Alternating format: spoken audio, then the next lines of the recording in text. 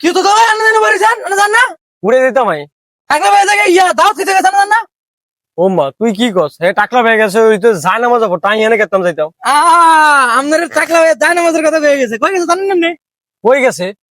গেছে বিয়ার দাওয়াত খাইতো ও মা এলি কইতে আর এসে সন্ধ্যা হয় যে সাইতে কইতে কই যাইতে আছে, যায় না মজা গেল তো মানুষ তো সাজে না। ঠিকই তো আছে এসে তো আপনার উচিত কামে করছে তুই আমার খিলিকে কইলো না?